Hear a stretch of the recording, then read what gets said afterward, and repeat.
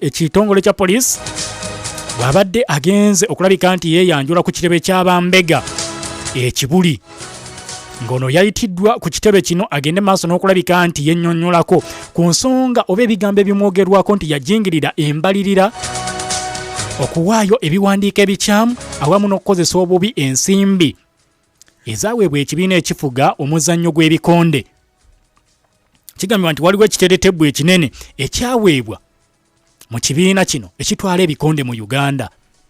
Omukulu ono Moses Muhangi olunaku olw'eggulo namulabyeko mu kakiiko ka Parliament aka PAC, Public Accounts Committee, ng'agenda maaso n'okulabika nti abuuzibwa 4 na 5 ku ngeri gye yakozesaamu ensimbi zino. Era n'aweebwako ne ku baserikale abapoliisi agende maaso n'okulabika nti ayongera okukola statement. Kakati njagala okutegeeza nti ono akwatiddwa era agenda kuvunaanibwa emisango gino. Jjukira Moses Muhangi bwe bagenze maaso n'okulabika nti bamukwatira olunaku olwaleero, ng'olunaku olw'eggulo kooti ya Buganda Road ng'ekulembera omulamuzi Siena ow'omugisha yasindise ku alimanda president owa Uganda Netball Federation, bonna babyamizannyo amanyiddwa nga Babirye Saala Kityo, bamusindise ku alimanda mukkomera Ruzira ku bigambibwa nti alina be yajjako ssente mu ngeri y'erukujjukujju.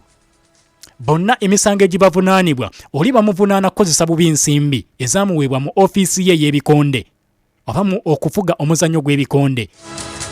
Nga kigambibwa nti yajingirira embalirira kwasa n'okuwaayo ebiwandiiko ebitatuukanye na mutindo n'okozesa obubi yaafiisi. Moses Muhangi Kityo ali ku alimanda avunaanibwa wamu ne Zainabu Namutebi, nga kigambibwa nti bano bajja ssente ku bantu mu ngeri ey'olukujjukujju. Kigambibwa nti baafuna obukadde 16 ku bantu nga babasuubizza, baali bazadde b'abaana nga babasuubizza nti abaana bamwe tugenda kubatwala mu ggwanga erya America. Ne babagamba naye muleeteeyo akasente. Era kigambibwa nti abawabi baategeezezza kkooti nti omukyala Babirye Kityo Saala n'abalala abakyanoonyerezebwako mu mwezi gwali gwa kutaano, mu mwezi guno ogwokutaano, mwezi gwali gwa kutaano 2022, yes, omwaka oguwedde, si mwezi gwa kutaano gwa mwaka guno, omwezi ogwokutaano ogwa 2022, bajja ssente ku bantu be bagamba nti abaana bamwe tugenda kubatwala, era ng'abamu ku abo abaggyibwako ssente kigambibwa nti baasooka ne bajja obukadde 8 ku mukyala amanyiddwa nga Saala Wamala, nga bamulimbye nti bagenda kutwala mutabani we mu ggwanga erya America, kye bataakola. Omwana tebaamutwala ate n'akasente tebaakazzaayo. Oludda oluwaabi lwavuddeyo ne lutegeeza nti mu kaseera ke kamu ako mu kifo kye kimu era abantu bano bajja ssente ku Gloria Kikomeko Nantambi, yali mukyala naye bamuggyako obukadde 8 nga bamulimbye nti bagenda kumutwala mu ggwanga erya America. Bano emisango gino bagyeganya olunaku lw'eggulo ne bagamba tetulina kye tumanyi, era ne basindikibwa ku limanda okutuusa nga 17 omwezi guno we bagenda okukomezebwawo lwe lunaku olw'enkya, bakomezebwewo mu kkooti bagende maaso n'okusomebwa emisango gino oba oli awo n'okusaba okweyimirirwa. Bino we bijjidde nga omukyalo ono Babirye yaliko omukyala akiikirira abavubuka mu masekkati.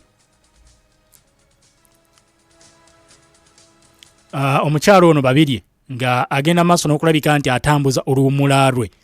Kakati bagamba yajja ssente ku bantu, baagala agende maaso n'okulabika nti yeewozaako miliyoni 16 basuubiza abaana nti tubatwala mu ggwanga lya America, kye bataakola.